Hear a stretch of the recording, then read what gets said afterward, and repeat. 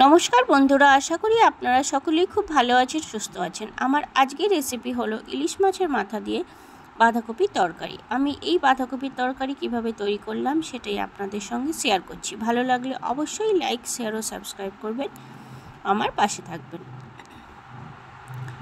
তার জন্য প্রথমেই নিয়ে নিয়েছি আমি দুটো ছোট সাইজে ইলিশ মাছের মাথা, নিয়ে নিয়েছি কিছুটা বাঁধাকপি, আর নিয়ে নিয়েছি কিছুটা ডুমো করে কেটে রাখা কুমড়ো আর আলু।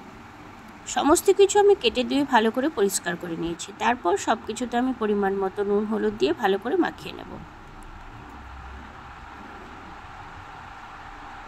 আর বাঁধাকপিটা হালকা সেদ্ধ করে নেব। কুমড়োতে আমি দিয়ে দেব সামান্য পরিমাণে শুকনো লঙ্কার গুঁড়ো, দিয়ে সব কিছু ভালো করে মাখিয়ে নেব।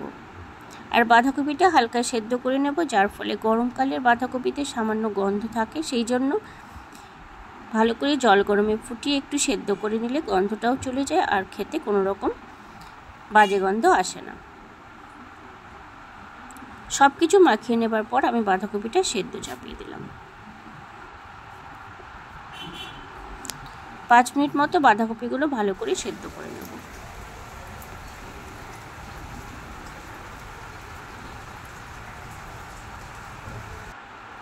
বাঁধাকপিটা সেদ্ধ হয়ে গেলে আমি জল ঝরিয়ে নিয়েছি। তারপর উনুনে একটা কড়াই চাপিয়ে দিলাম, তাতে দিয়ে দিচ্ছি পরিমাণ মতো সর্ষের তেল।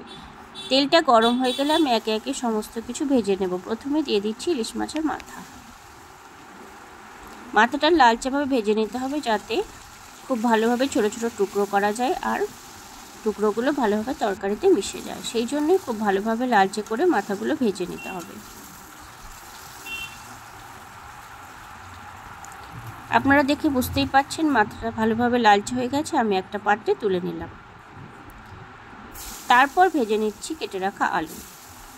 এইভাবে একে একে সব কিছু ভেজে নেব। দীপালি পাল কুকিং চ্যানেলের আমি দীপালি। আমার এই ঘরোয়াভাবে তৈরি রেসিপিগুলো আপনাদের পছন্দ হলে অবশ্যই অসংখ্য অসংখ্য ধন্যবাদ। আর এইভাবে ফলো করে বা আমার পাশে থাকবার জন্য আপনাদের অসংখ্য ধন্যবাদ।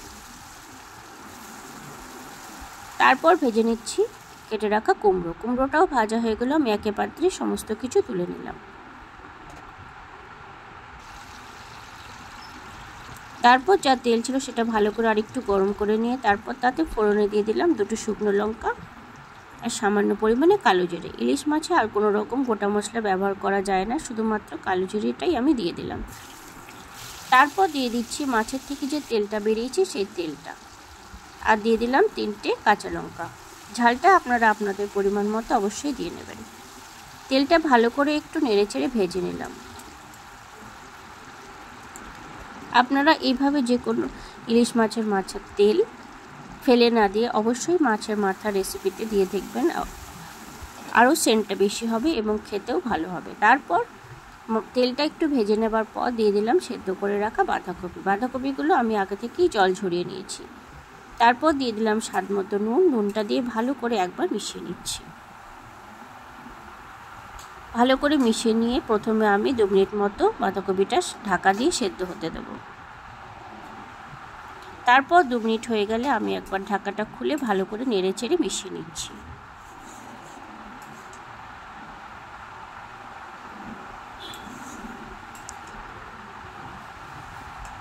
আপনারা এইভাবে ইলিশ মাছের মাথা দিয়ে এই গরমের সময়ের বাঁধাকপি দিয়ে একবার তৈরি করে দেখবেন। ভালো লাগলে অবশ্যই কমেন্টে জানাবেন, আর খুব ভালো লাগলে অবশ্যই রেসিপিগুলো শেয়ার করবেন। তারপর দিয়ে দিচ্ছি গুঁড়ো মশলা। প্রথমেই দিয়ে দিলাম হলুদ গুঁড়ো, তারপর দিয়ে দিলাম ভালো কালার আসবার জন্য কাশ্মীরি লঙ্কার গুঁড়ো, আর দিয়ে দিচ্ছি ছোটো 4 চামচের 1 চামচ জিরে গুঁড়ো। সমস্ত মশলা দিয়ে ভালো করে একবার নেড়েচেড়ে মিশিয়ে নিচ্ছি। ভালো করে মিশিয়ে নিয়ে প্রথমে দিয়ে দিলাম ভেজে রাখা মাছের মাথাটা ভালো করে আমি হাতের সাহায্যে ভেঙে নিয়েছি। সেটা ভালো করে একবার বাঁধাকপির সঙ্গে মিশিয়ে নেব। সব কিছু ভালো করে মিশিয়ে নিয়ে তারপর দিয়ে দেব ভেজে রাখা আলু আর কুমড়ো।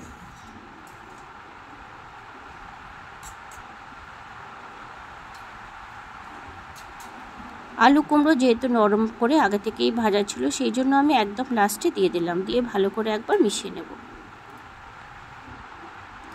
ভালো করে মিশিয়ে নিয়ে আরও একবার ঢাকা দিয়ে দেব।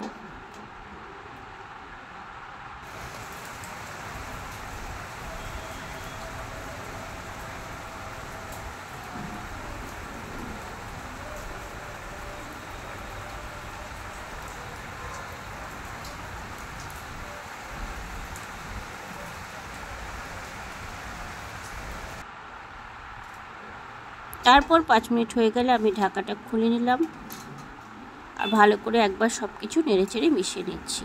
এই পর্যায়ে কুমড়োগুলো ভালো করে একটু ঘেটে দিতে হবে, যাতে একটু গলা গলা ভাব হয়ে যায়, তাহলে তরকারিটাতেও স্বাদটা খুব ভালো আসবে আর খুব ভালোভাবে নরম হবে। তারপর দিয়ে দিচ্ছি সামান্য পরিমাণে চিনি,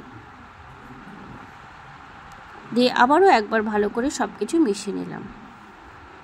আর দিয়ে দিলাম ছোটো চামচের 1 চামচ ভাজা মশলা। ভাজা মশলায় আছে ধনে, জিরে আর গোটা গরম মশলা। এই মশলাটা আমি ঘরে তৈরি করে থাকি আর সমস্ত রেসিপিতেই নিরামিষ বা আমিষ ব্যবহার করে থাকি। আপনারাও এইভাবে এই মশলা ঘরে তৈরি করবেন, দেখবেন খুব সাধারণভাবে এই রান্নাগুলো অসাধারণ হয়ে যাবে। তারপর সমস্ত কিছু দিয়ে ভালো করে নেড়েচেড়ে সমস্ত কিছু আরও ভালোভাবে কষিয়ে নিতে হবে, যাতে সবজিগুলো থেকে তেল বাইরে ছেড়ে আসে আর কালারটাও খুব সুন্দর হয়ে যায় আর সুন্দর একটা গন্ধ বের হয়। তখন এই রেসিপিটা তৈরি হয়ে যাবে।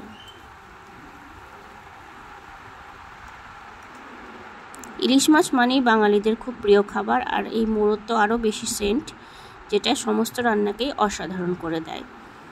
এভাবে নাড়াচাড়া করে আমি একটা পাত্রে তুলে নিচ্ছি। তৈরি হয়ে গেল আমার আজকের রেসিপি ইলিশ মাছের মাথা দিয়ে বাঁধাকপির তরকারি। ভালো লাগলে অবশ্যই কমেন্টে জানাবেন। ধন্যবাদ।